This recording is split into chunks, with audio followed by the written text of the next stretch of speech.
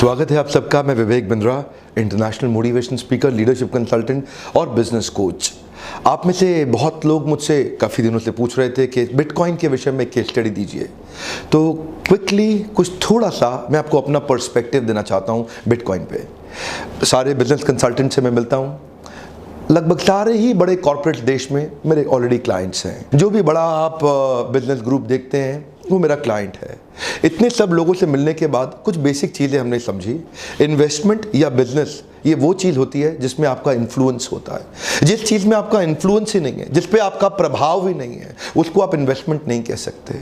जिसको आप इन्फ्लुएंस करके बदल नहीं सकते उसको इन्वेस्टमेंट नहीं कहते। बिटकॉइन कुछ ऐसा ही है। डिजिटल करेंसी ग्रुप के ग्लोबल सीईओ बैरी सिल्बर्ट, इनका खुद का मानना है कि क्रिप्टो करेंसी ये हाईएस्ट रिस्क और हाईएस्ट रिटर्न की इन्वेस्टमेंट है। इससे ज़्यादा रिस्क किसी में नहीं है और इससे ज़्यादा रिटर्न भी किसी में नहीं है। देखिए, इसी लाइन में ना बहुत कुछ मीनिंग छुपा हुआ है इस क्रिप्टो करेंसी बिटकॉइन के अंदर।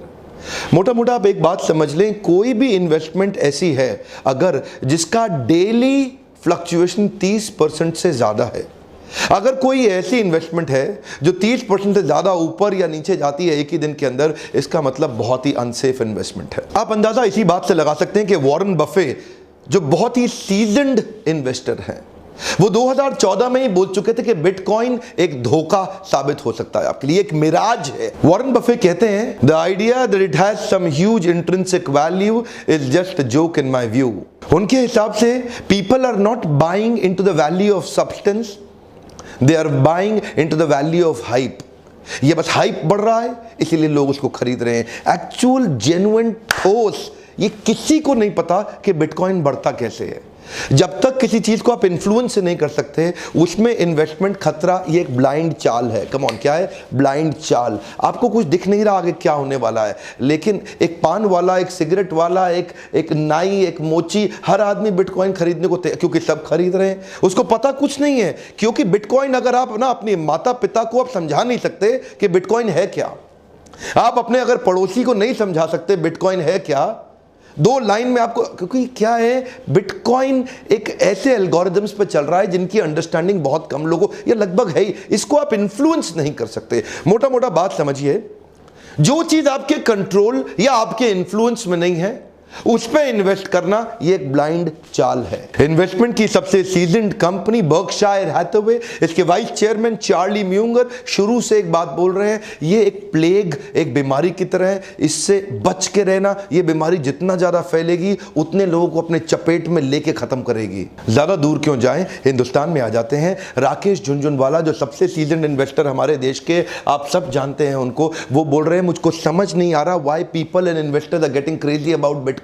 उनके हिसाब से बिटकॉइन का कोई आधार नहीं है तो लंबा टिकेगा कैसे? जिसका कोई फाउंडेशन ही नहीं है लंबा टिकेगा कैसे? बेसिकली बिटकॉइन एक एक्सचेंज के मीडियम की तरह शुरू हुआ था और आज इन्वेस्टमेंट बन गया है सबके लिए। लेकिन ये इन्वेस्टमेंट एक वर्चुअल इन्वेस्टमेंट है, ये एक्चुअल इन्वेस्टमेंट नहीं है। एक्चुअल और वर्चुअल इन्वेस्टमेंट में बड़ा फर्क है। क्योंकि ये वर्चुअल इन्वेस्टमेंट है तो उसकी ग्रोथ और इसके स्लंप के पीछे कोई कैलकुलेशन और प्रेडिक्टेबिलिटी लगभग नहीं है।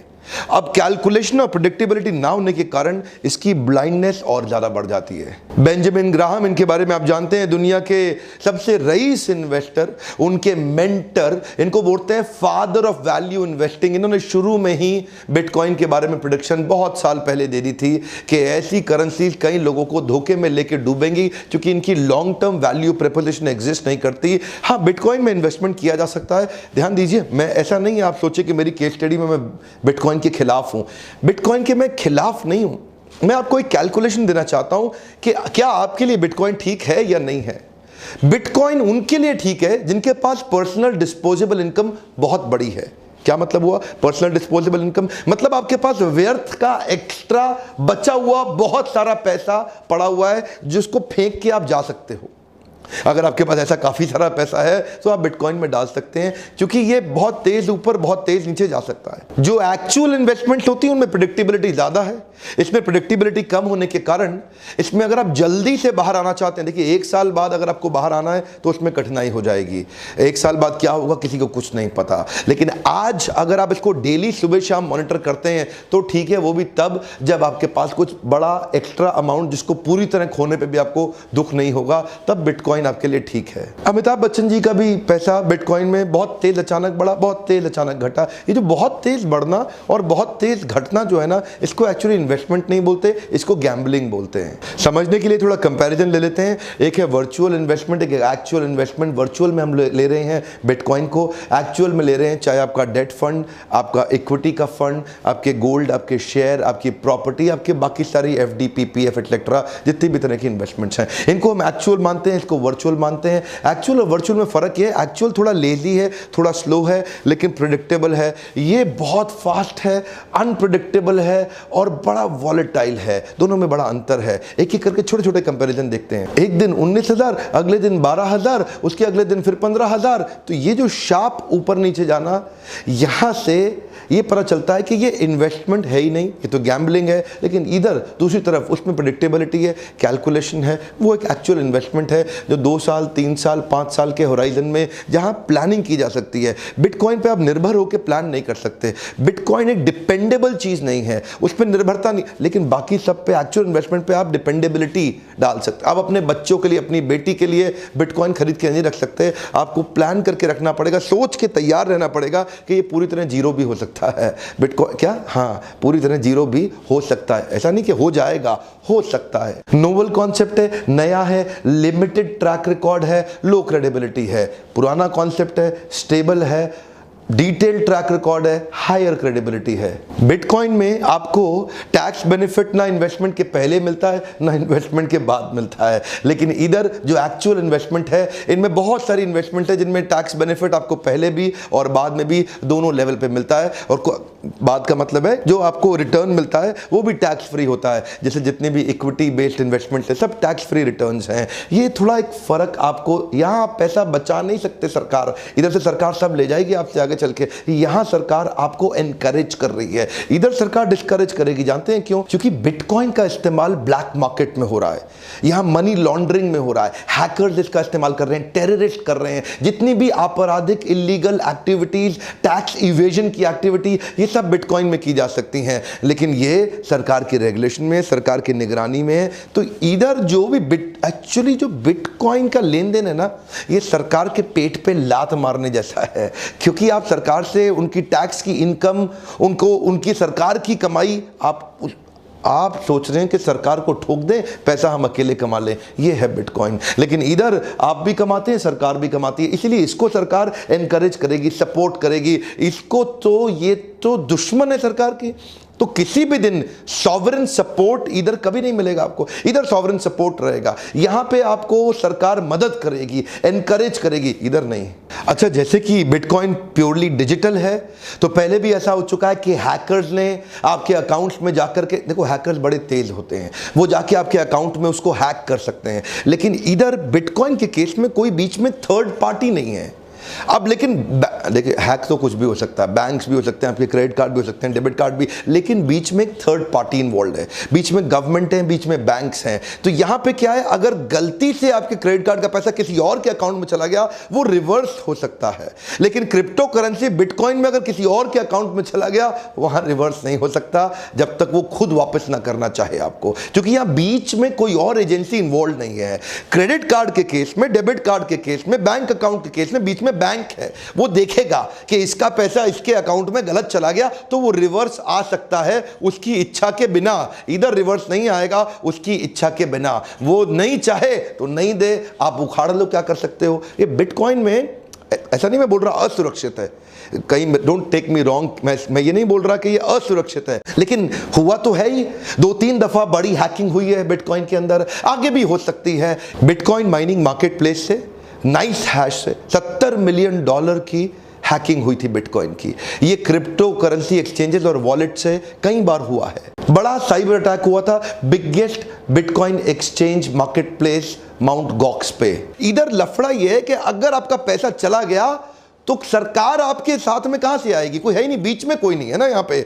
तो वो एक बड़ा इशू हो सकता है, ऐसा नहीं मैं कह रहा हूं है, पर कंसीडर करना चाहिए। मेरा काम है आपको खाली शेयर करना। There is no central government body which is guaranteeing your bitcoin. So bitcoin का पैसा इरिवर्सिबल है, गया तो गया, आया तो आया। On the other side it is backed up by government agencies and third party agencies, ताकि वो वापस आने में आपकी मदद तो कर सकते हैं, एटलीस्ट कोर्ट में आप जा सकते हैं, कोई लीगल लड़ाई लड़ सकते हैं। अच्छा, बिटकॉइन के एक्सचेंज में फेडरल और गवर्नमेंट इंश्योरेंस प्रोग्राम को involve, you can't ensure your bitcoins, लेकिन लगभग बाकी सारी इन्वेस्टमेंट का इंश्योरेंस किया जा सकता है। तो एक इंश्योरेंस का रिस्क भी था छोटा सा। अब क्योंकि ये एक ब्लाइंड गेम है ना, तो ब्लाइंड गेम में बहुत ज्यादा लोग आ गए हैं, तो जिस दिन इसका प्राइस बहुत ज्यादा गिरा आपको कैश आउट करने में बहुत दिक्कत आ जाएगी। उस समय कैश आउट करते वक्त कोई और मिलेगा नहीं खरीदार इसका। लेकिन दूसरी तरफ जो एक्चुअल इन्वेस्टमेंट है वो कितना भी गिरता है उसकी कैश आउट की संभावना फिर भी बनी रहती है, चाहे भले ही सस्ते में हो लेकिन कैश आउट हो जाएगा। कई लोगों को लग रहा होगा कि ये वीडियो बिटकॉइन के खिलाफ है। ये वीडियो बिटकॉइन के खिलाफ नहीं है, लेकिन मैं आपको बताना चाहता हूं जहां पे कंप्यूटेशन, कैलकुलेशन, प्रेडिक्शन इन्वॉल्व नहीं है, जो बिल्कुल ही ब्लाइंड गेम चल रहा है, उधर जाना हमेशा ठीक नहीं रहता।